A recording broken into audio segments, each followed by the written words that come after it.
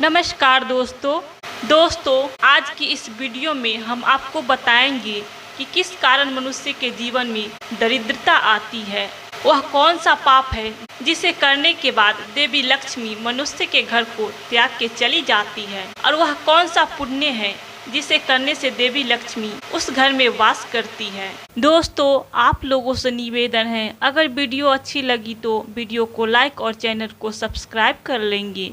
तो चलिए दोस्तों, जानते हैं इस कथा के माध्यम से। एक समय की बात है, एक दिन गरुड़ देव भगवान श्री कृष्ण के पास जाते हैं और बोलते हैं, मेरा आपको सादर प्रणाम। भगवान श्री कृष्ण कहते हैं, गरुड़ आज किस प्रयोजन से स्वर्ग लोक आना हुआ? तब गरुड़ बोलते हैं, हे प्रभु, मैं आपसे आज 3 प्रश्नों के उत्तर जानने के लिए आया हूँ। यदि आप मेरे प्रश्नों का उत्तर दे देते हैं तो मेरे मन की व्याकुलता शांत हो जाएगी। तब भगवान श्री कृष्ण कहते हैं, हे गरुड़, आप निसंकोच होकर के पूछिए। आप जो भी प्रश्न पूछना चाहते हैं, मैं आपके सभी प्रश्नों का उत्तर अवश्य दूंगा। तब गरुड़ देव बोलते हैं, हे प्रभु, आप मुझे बताएं, किस कारण मनुष्य के जीवन में दरिद्रता आती है? कौन सा पाप है जिसे करने से देवी लक्ष्मी मनुष्य के घर को त्याग कर चली जाती है? वह कौन सा पुण्य है जिसे करने से देवी लक्ष्मी देवघर में निवास करती है? तब भगवान श्री कृष्ण बोलते हैं, हे गरुड़, आज आपने समस्त मानव जाति के कल्याण के उद्देश्य से अत्यंत महत्वपूर्ण बात पूछी है। मैं आपको आपके प्रश्नों का उत्तर एक कथा के माध्यम से दूंगा। मेरे द्वारा सुनाई गई इस कथा को आप ध्यान पूर्वक अवश्य सुनिए। तब गरुड़ कहते हैं, हे प्रभु, कृपया आप मुझे वह कथा सुनाइए। आपके मुख से इस कथा को सुनना मेरा सौभाग्य है। मैं इस कथा को पूरा सुनूंगा और इसका प्रचार तीनों लोक में करूंगा। भगवान श्री कृष्ण कहते हैं, हे गरुड़, जो मनुष्य सत्य का साथ देता है, ईश्वर उसका साथ कभी नहीं छोड़ते हैं। आज मैं आपको महाराज हर्षवर्धन की कथा सुनाता हूँ, जिन्होंने देवी लक्ष्मी का त्याग करके दरिद्रता को ग्रहण कर लिया था। त्रेता युग की बात है। भारतवर्ष में सत्यवादी धर्मात्मा राजा हर्षवर्धन राज्य करते थे। उनका राज्य कुंतल प्रदेश में था। उनके राज्य की प्रजा उनसे अत्यंत संतुष्ट रहा करती थी। महाराज हर्षवर्धन बड़े दानशूर और वचन का पालन करने वाले थे। वह सदैव अपनी प्रजा के हित का विचार करते थे।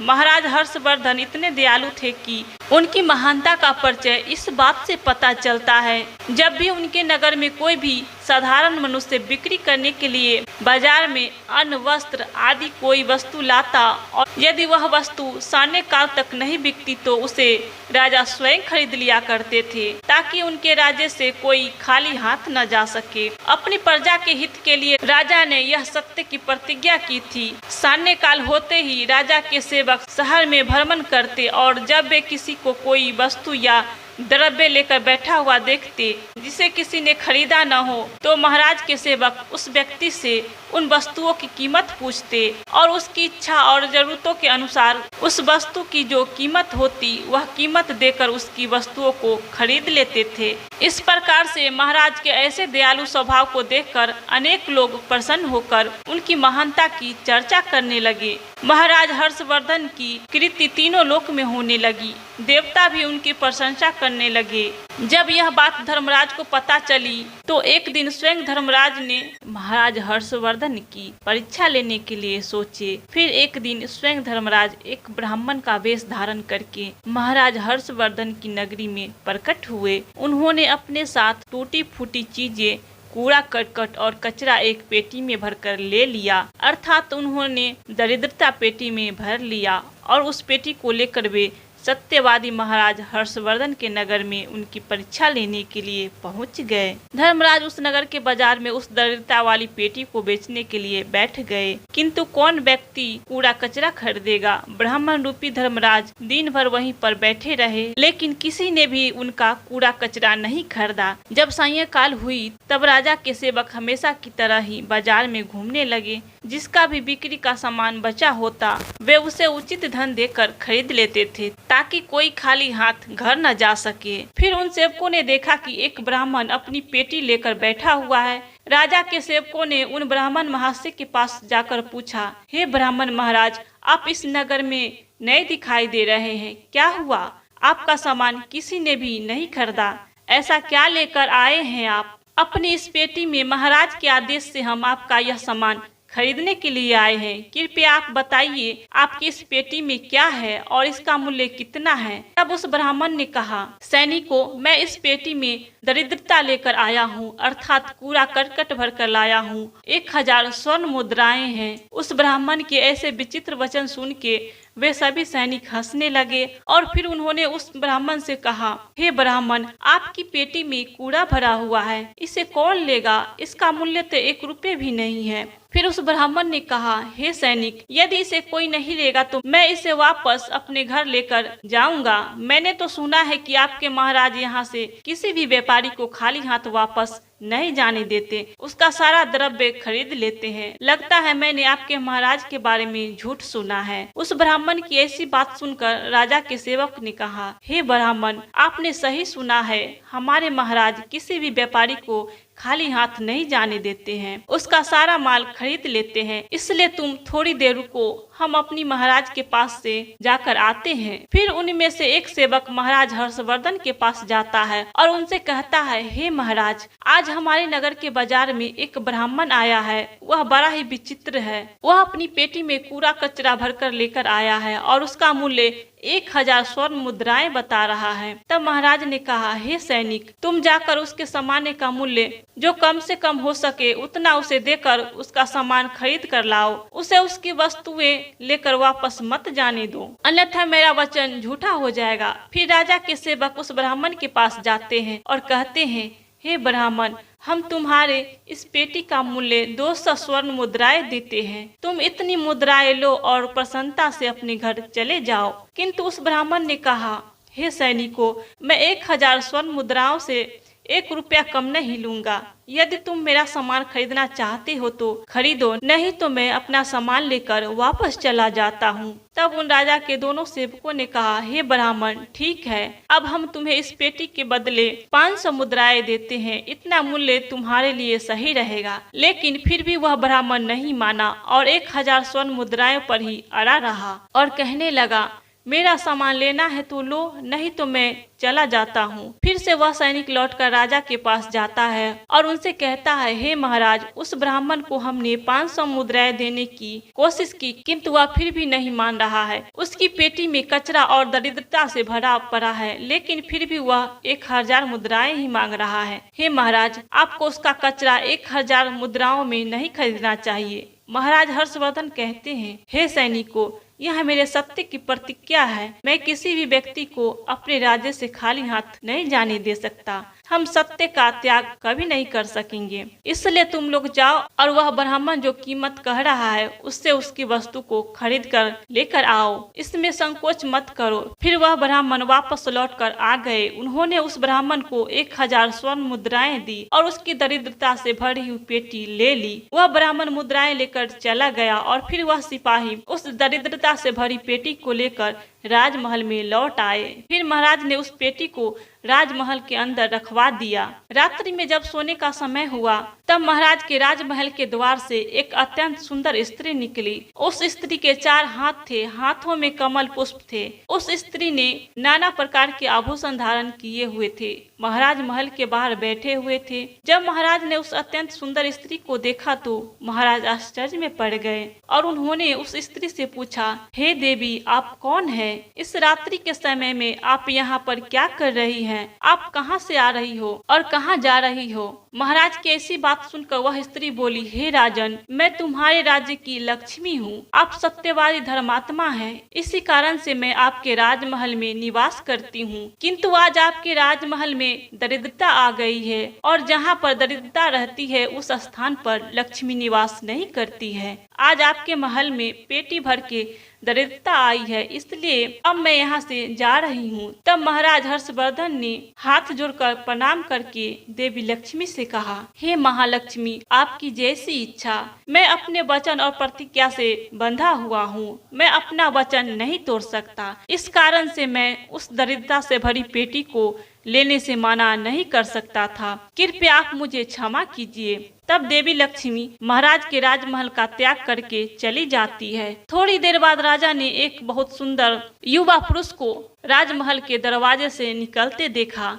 तो महाराज ने उससे पूछा, हे देव, आप कौन हैं? यहाँ पर कैसे आए और आप कहाँ जा रहे हैं? उस सुंदर पुरुष ने कहा, हे राजन, मेरा नाम दान है। आप सत्यवादी धर्मात्मा हैं, सदैव धर्म का पालन करते हैं। इसी कारण से मैं आपके राजमहल में निवास करता था, किंतु अब देवी लक्ष्मी आपके राजमहल को त्याग कर चली गई हैं। लक्ष्मी के बिना आप दान कहाँ से करेंगे? इसलिए मैं भी अब आपको छोड़कर जा रहा हूँ। तब महाराज हर्षवर्धन बोले, हे देव, ठीक है, जैसी आपकी इच्छा, आप भी जा सकते हैं, किंतु मैं अपनी वचन को तोड़ नहीं सकता।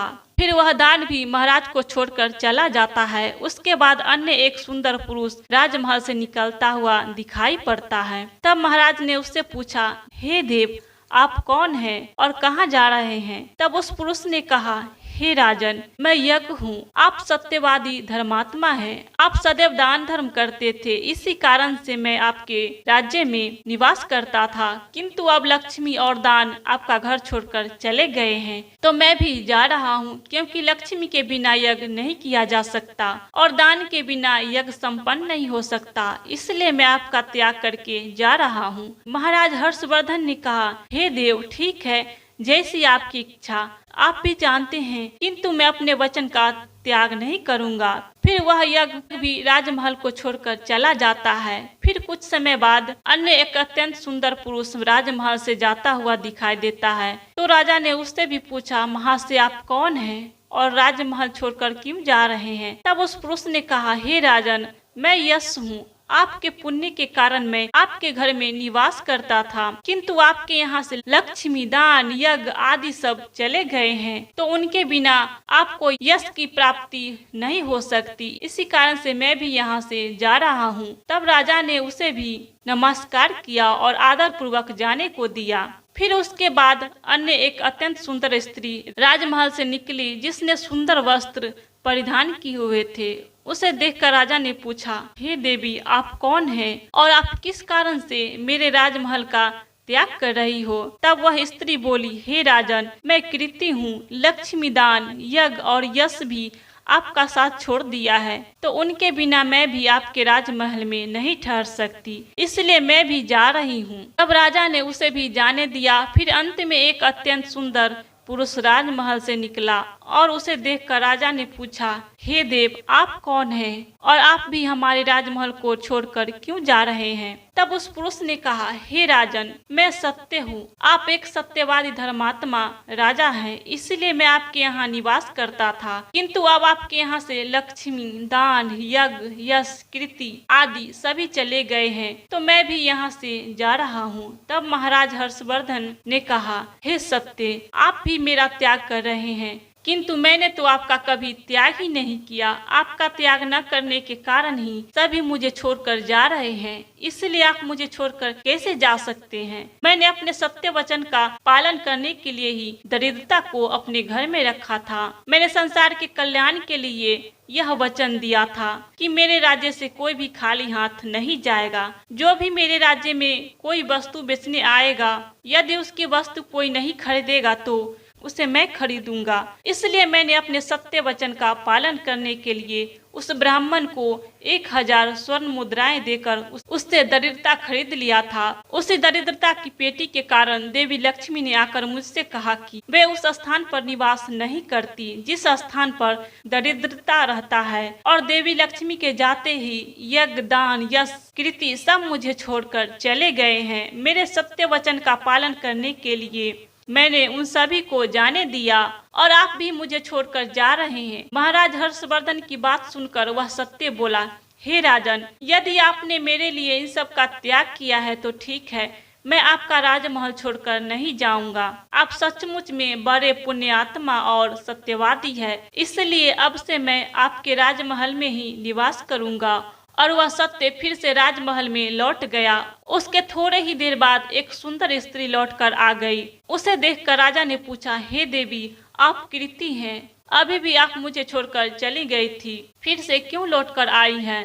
तब कृति ने कहा, हे राजन, मुझे क्षमा करो, मैं लक्ष्मी, यज्ञ, दान यश के बिना तो रह सकती हूँ, किंतु सत्य के बिना नहीं, इसलिए जहाँ सत्य रहेगा मैं भी वहीं पर रहूंगी। फिर राजा ने कीर्ति का स्वागत किया और वह राजमहल में चली गई। फिर यश वहां पर लौट के आ गया। राजा ने उससे पूछा, हे महाशय, आप तो यश है, आप मुझे छोड़कर चले गए थे, फिर लौटकर क्यों आए हैं? तब उस पुरुष ने कहा, हे राजन, कोई राजा कितना ही बड़ा धनवान हो, दानसी हो, किंतु सत्य के बिना उसे यश प्राप्त नहीं हो सकता।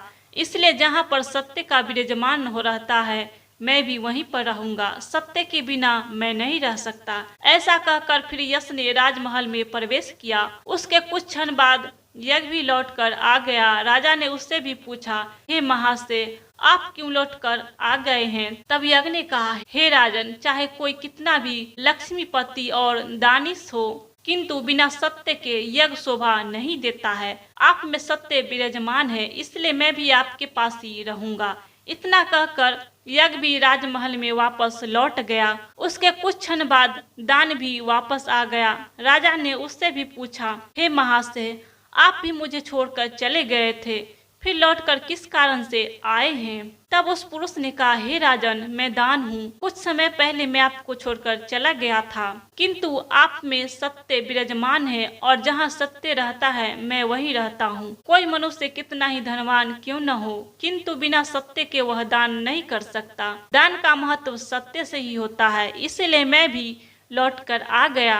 राजा ने कहा, ठीक है, आपका भी स्वागत है। और फिर दान भी राजमहल में चला गया और फिर उसके बाद साक्षात देवी लक्ष्मी लौटकर आ गई। राजा ने पूछा, माँ लक्ष्मी, आप वापस क्यों आ गई हैं? आप तो मुझे छोड़कर चली गई थी।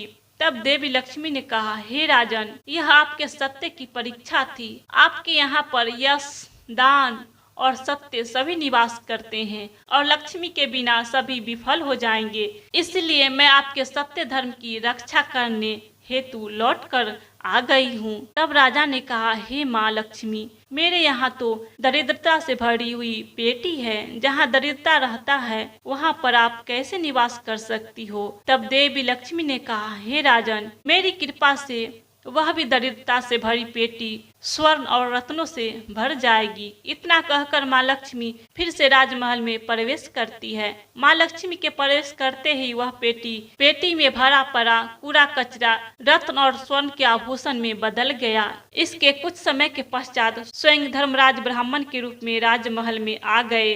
तब राजा ने उनसे पूछा, हे ब्राह्मण, आप कौन हैं? आपने तो मेरा त्याग नहीं किया था, फिर आप यहाँ कैसे आ गए? तब उस ब्राह्मण ने कहा, हे राजन, मैं साक्षात धर्म हूँ। मैं ही ब्राह्मण का रूप धारण करके आया था और मैंने ही 1000 स्वर्ण मुद्राओं के बदले तुम्हें दरिद्रता दिया था, किंतु तुमने अपने सत्य के बल से मुझे जीत लिया है। इसलिए अब मैं तुम्हें वरदान देने के लिए आया हूँ। बताओ, मैं तुम्हें कौन सा वर प्रदान करूँ? इतना कहकर धर्मराज ने अपना मूल स्वरूप धारण किया। तब राजा हर्षवर्धन ने कहा, धर्मराज, आपके दर्शन करके मैं धन्य हुआ।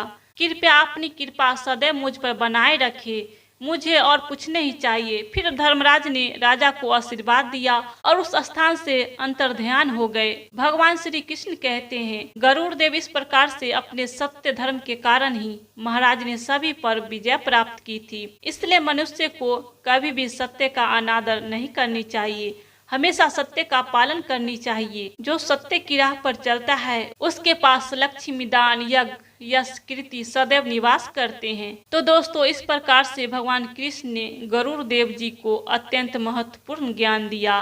दोस्तों, वीडियो अच्छी लगी तो वीडियो को लाइक और चैनल को सब्सक्राइब कर लेंगे।